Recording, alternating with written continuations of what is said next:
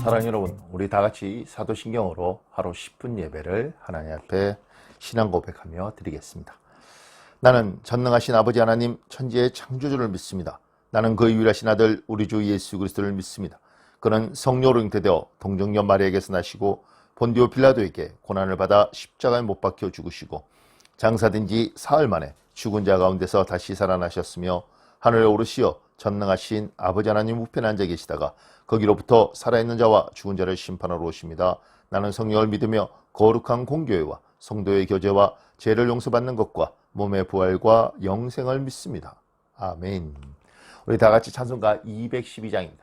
찬송가 212장 겸손히 주를 섬길 때 우리 1절만 찬양하고 예배를 위해서 제가 기도 인도해 드리겠습니다.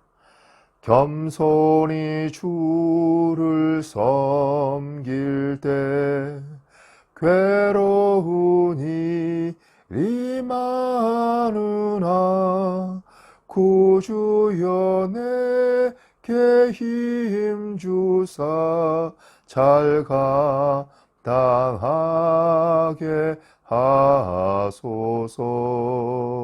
아멘. 하나님, 우리는 하나님을 믿겠다고 신앙 고백을 한 사람들입니다. 예수 그리스도를 우리의 주님으로 신앙 고백한 사람들입니다. 아버지, 우리의 마음속에 불쑥불쑥 올라오는 교만한 마음을 다 굽히고 하나님 앞에 겸손히 주를 섬기겠습니다. 주 예수여, 주의 성령이여, 우리를 도와 주시옵소서. 우리 주 예수님 이름으로 기도합니다. 아멘. 오늘 우리 계신 하나님의 말씀은 사무엘상 9장입니다. 사무엘상 9장 20절에서 24절입니다. 사무엘상 9장 20절에서 24절. 제가 여러분을 위해서 봉독해 드리겠습니다. 사흘 전에 이런 내 나귀들을 염려하지 말라. 찾았느니라. 온 이스라엘이 사모하는 자가 누구냐? 너와 내 아버지의 온 집이 아니냐 하는지라. 사울이 대답하여 이르되 나는 이스라엘 지파의 가장 작은 지파 베냐민 사람이 아니니까 또 나의 가족은 베냐민 지파 모든 가족 중에 가장 미약하지 아니하니까 당신이 어찌하여 내게 이같이 말씀하시나이까 하니 사무엘이 사울과 그의 사환을 인도하여 객실로 들어가서 청한 자 중 상석에 앉게 하였는데 객은 30명 가량이었더라. 사무엘이 요린에게 이르되 내가 내게 주어 내게 두라고 말한 그 부분을 가져오라. 요린이 넓적다리와 그것에 붙은 것을 가져다가 사울 앞에 놓는지라. 사무엘이 이르되 보라, 이는 두었던 것이니 내 앞에 놓고 먹어라. 내가 백성을 청할 때부터 너를 위하여 이것을 두고 이때를 기다리게 하였느니라. 그날에 사울이 사무엘과 함께 먹으니라. 아멘. 지금 사무엘이 양치기 소년 사울, 이스라엘 왕국의 처음 왕이 되는 첫 왕이 되는 사울을 만납니다. 그리고 이렇게 말을 합니다. 뭐라고 이야기하냐면 20절에 온 이스라엘이 사모하는 자가 누구냐? 너와 내 아버지의 온 집이 아니냐. 이 말에 대해서 사울은 어떻게 반응하냐면 이렇게 반응합니다.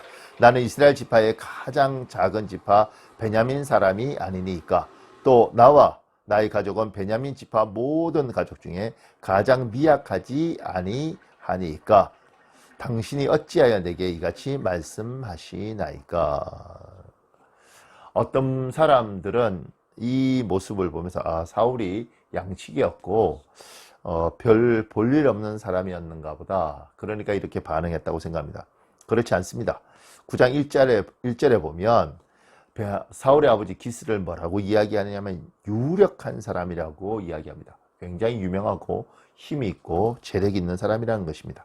그리고 2절에 보면 이 유력한 기스에게 아들이 있었는데 그 사람이 사울이고 사울은 이스라엘 자손 중에 그보다 더 준수한 자가 없고 잘생겼다고 이야기하는 겁니다.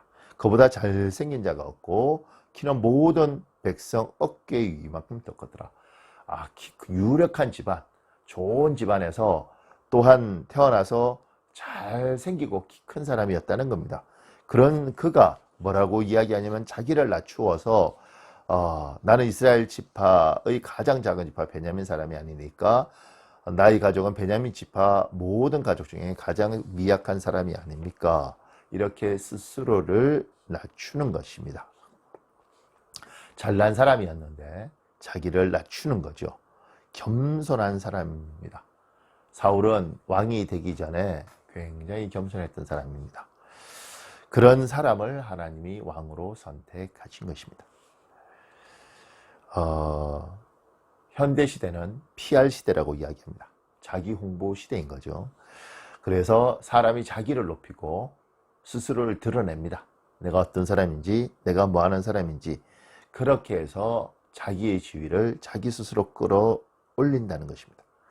그런데 우리 하나님이 우리에게 가르쳐 주신 방법은 자기를 스스로 높이면 안 된다고 이야기합니다. 그러면서 마태복음 23장 12절에 마태복음 23장 12절에 누구든지 자기를 높이는 자는 낮아지고 누구든지 자기를 낮추는 자는 높아지리라 이렇게 이야기하셨습니다. 그러니 스스로를 높이면 낮아지고 자기를 낮췄는데 하나님이 때가 되면 높인다는 것이죠.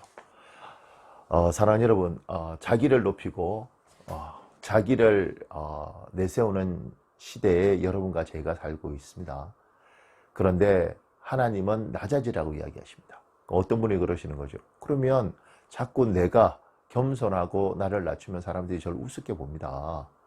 세상은 잘난 체를 해도 알아줄까 말까 하는데 스스로를 겸손하게 보면 사람들이 우리를 뭔가 부족하고 심지어 호구라고 표현하기도 합니다. 사랑하는 여러분, 높고 낮으면 하나님의 주권입니다. 높고 낮으면 하나님의 주권입니다. 어떤 분이 이런 말을 하더라고요. 우리가 높인다고 높아지시겠습니까? 하나님이 높여주셔야죠. 저는 그 이야기를 이렇게 제가 직접 들었는데요. 목사님, 저희가 높인다고 목사님 높아지시겠습니까? 하나님이 높여주셔야죠. 저는 그 말이 하나님의 음성으로 들리더라고요. 목사가 스스로 높인다고 높아지는 것이 아니고 자기를 드러낸다고 높아지는 것이 아니고 하나님이 높여주셔야 되구나. 나는 나를 낮추고 나는 겸손히 내 자신을 무릎 꿇리고 내가 그렇게 겸손히 무릎 꿇고 있을 때 나를 낮추고 있을 때 하나님이 때가 되면 또 하나님께서 높여야겠다고 생각하면 하나님이 높여주시는구나. 아마 지금 이 예배를 드리는 사람 중에 상당히 괜찮고 뛰어난 사람들 중에 세상이 날 알아주지 않고 때로는 나보다 못난 사람을 세상이 알아주고 심지어 나보다 부족한 사람을 세상이 쓰는데 나는 왜 이렇게 억울하게 실력 있는 내가 초야에 묻혀 있는가 이런 생각을 하는 사람도 있을 겁니다. 저 아부꾼 같은 놈들은 성공을 하는데 나는 묵묵히 일을 하고 있는데 왜 나는 이렇게 볼 것이 없는 사람처럼 살아야 되는가. 사랑하는 여러분, 하나님 살아계십니다. 하나님 살아계십니다. 때가 되면 하나님이 여러분을 높이시고 필요하다면 하나님 올려주십니다. 사울이 자기를 이스라엘 지파 중에 가장 작은 지파 베냐민 집안 중에서 가장 작은 집안이라고 이야기할 때 하나님 그를 왕으로 삼았을 뿐만 아니라 오늘 성경 말씀을 보면 두 사람이 식사를 하기 위해서 갑니다. 22절에 이렇게 되어 있습니다. 사무엘이 사울과 그의 사원을 인도하여 객실로 들어가서 청한 자 중에 상석에 앉게 하였는데 여러분이 여러분을 낮춰도 하나님이 묵묵히 일하고 있으면 때가 되려면 여러분을 상석에 앉혀주십니다. 지금 많이 억울하고 원통한 분들이 혹여 있다면 겸손히 주를 섬기고 묵묵히 주를 섬기십시오. 여러분이 높인다고 높아지는 것이 아닙니다. 때가 되면 하나님이 높여주실 겁니다. 여러분의 중심을 하나님께 드리면 하나님이 기억하실 겁니다. 반드시 하나님이 여러분을 높일 때가 있을 줄 믿고 우리 주 예수님 이름으로 그때까지 묵묵히 자기를 충실하시길 예수님 이름으로 축복합니다. 우리 잠깐만 기도할까요? 제가 30분 정도만 기도 시간 드리겠습니다. 아버지.